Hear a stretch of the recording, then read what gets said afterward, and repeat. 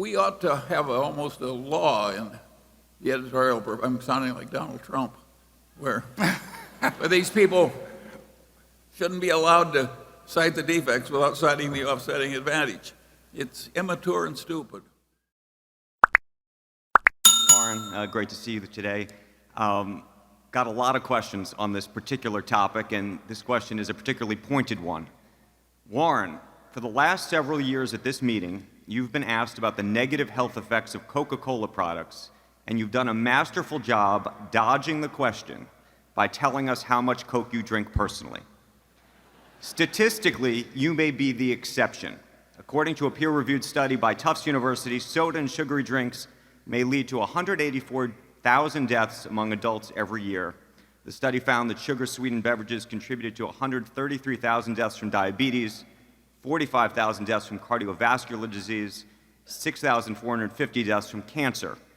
Another shareholder wrote in about Coke, noted that you declined to invest in the cigarette business on ethical grounds, despite once saying, quote, "It was a perfect business because it costs a penny to make, sell it for $1, it's addictive, and there's fantastic brand loyalty."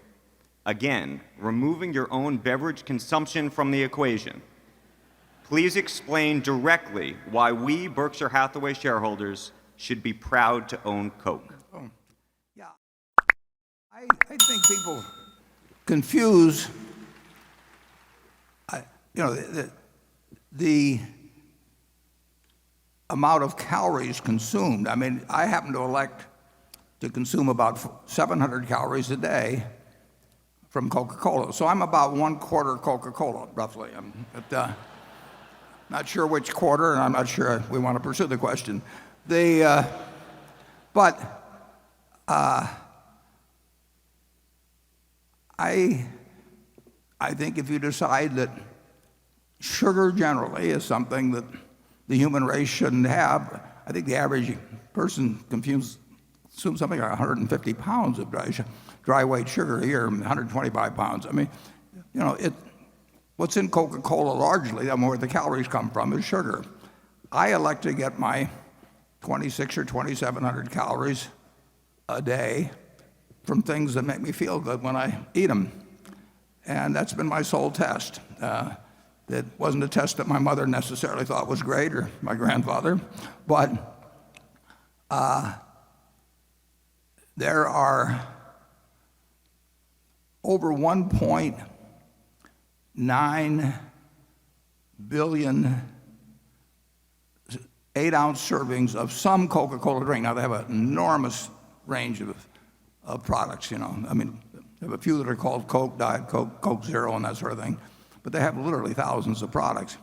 1.9 billion, that's, what is that? That's 693 billion, 500 million 8-ounce servings a year, except it's a leap year.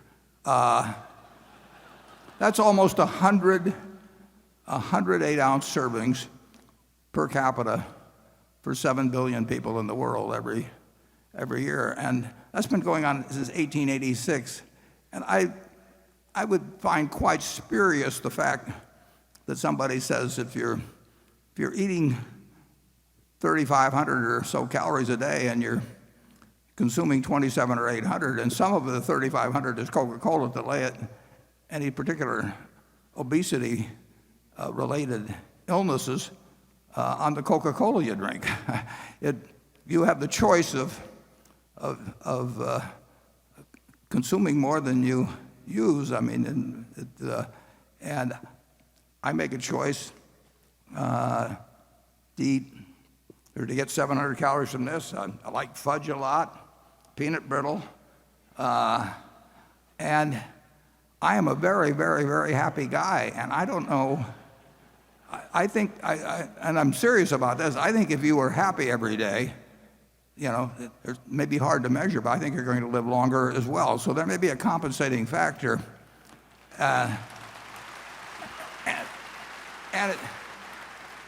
I really wish I'd had a twin, and that twin had eaten broccoli his entire life, and we both consumed the same number of calories. I know I would have been happier.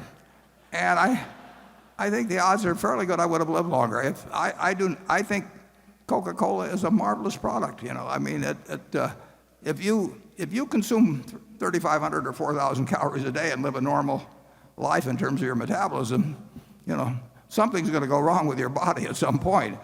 But I think if you balance out the calories so that you don't become obese, I have not seen evidence that convinces me that I'll make it. It'll be more likely I reach 100 if I suddenly switch to water and broccoli. Incidentally, a friend of mine, R.J. Miller, a remarkable man, born about 100 miles from here west, eighth child, near Shelby, Nebraska.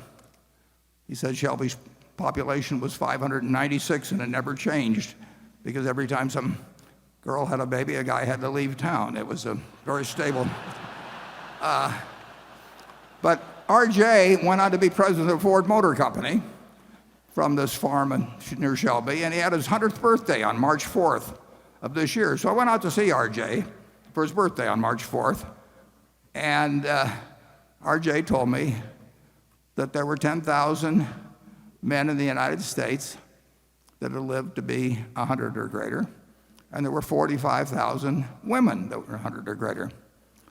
So I came back and I checked that on the internet. I went to the census figures, and sure enough, that is the ratio. There's 10,000 men over 100 roughly and 45,000 women. So if you really want to improve your longevity prospects, I mean, a guy in my position, you have a sex change. I mean, you're 4.5 times more likely to get to be 100. That sounds like one of those studies that people put out. It's just a matter of fact, folks. I think I'll have Charlie go first, though, on that one. Charlie, do you have any comments? Well, Have some fun. I like the peanut brittle better than the Coke, but I drink a lot of Diet Coke, and I think the people who ask questions like that one always make one ghastly error that's really inexcusable. They measure the detriment without considering the advantage. Well, that's really stupid. That's like saying we should give up air travel through airlines because 100 people die a year in air crashes or something. That would be crazy. The benefit is worth the risk.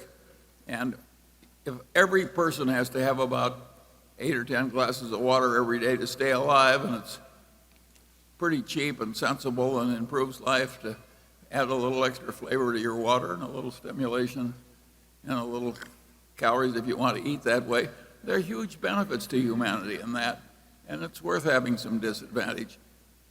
We ought to have almost a law in the editorial, I'm sounding like Donald Trump, where these people shouldn't be allowed to cite the defects without citing the offsetting advantage.